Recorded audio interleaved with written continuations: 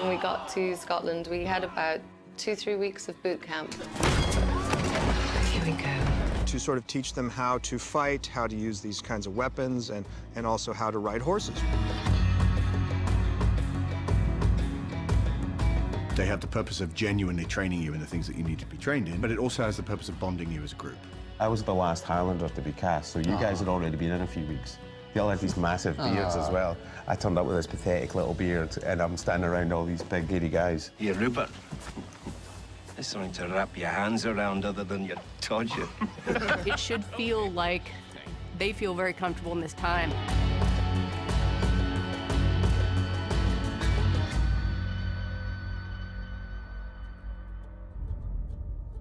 We did the Gaelic, and we did the horse riding. A little bit of fighting. A little bit of fighting. The philosophy that we've taken with our stunt work is that we wanted the fights to feel more out of control and sort of like guys that are really in a desperate struggle. Most of the fight training we've done is the brawls. The kind of vicious, nasty, ear-biting, bollock-kicking kind of fights that we've been doing so far. I like the more out-of-control guys smashing into things and hitting people with whatever they can put their hands on. Without getting chewed up yourself. Call it sheep! We worked on a style of fighting for Jamie. It's quite a martial arts style. And action. Jenny!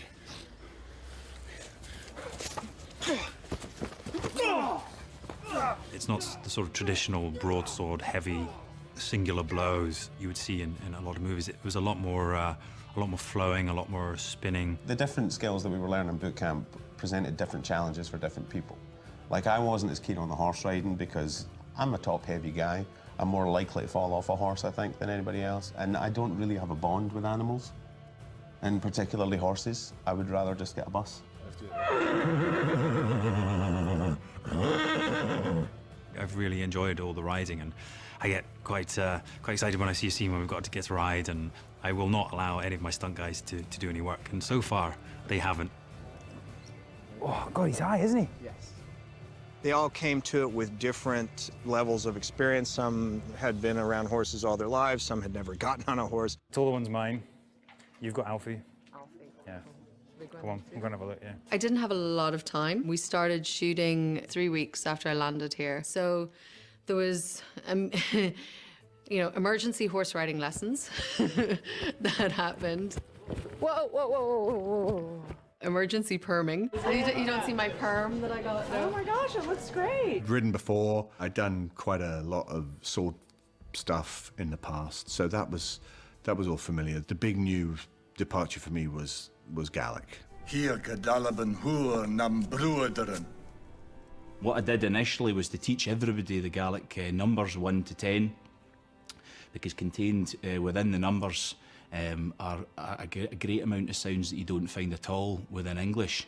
So you were actually literally having to not only retrain people's ears and their minds, but actually their throats as well. You know, they may well be familiar with the sound ah, but were they familiar with the sound ga?